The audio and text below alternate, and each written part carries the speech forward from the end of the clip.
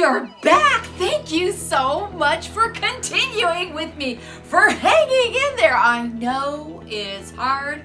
I know. I'll tell you, it reminds me of this verse. It's in Zechariah chapter 4, verse 10, and it says this: do not despise these small beginnings, for the Lord rejoices to see the work begin.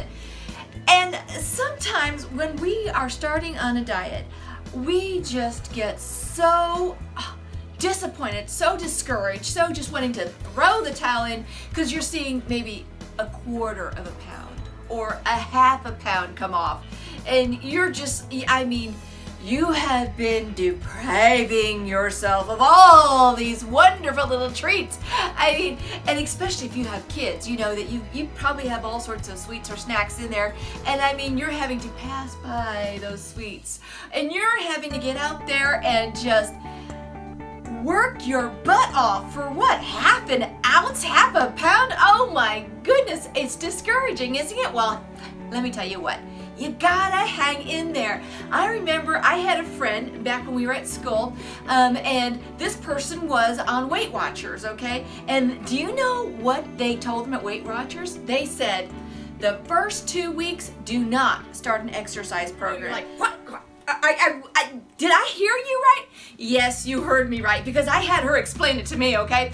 She said what they did was when you first started Weight Watchers, what you would do is you would weigh in, and then they said, just make sure you're sticking with the program, but don't start any exercise programs. And they explained to them the reason why. It's because you would get discouraged and you would throw the towel in on your diet because they knew, again, that the muscle would weigh more than fat and you would start going up in your weight. And you would think, I'm not doing any sort of benefit here. I'm gaining weight, I'm not losing weight. And that say that's why people are not supposed to start an exercise program at the same time that they're starting a diet, at least on Weight Watchers, because they were trying to stop people from throwing the towel in. So after 2 weeks, when they've lost some weight on the program, and then they start their exercising and all that, they would start to gain back some weight. Sometimes they'd gain up to 10 pounds because it's the muscle that they're building, especially if they were doing weight training or something like that.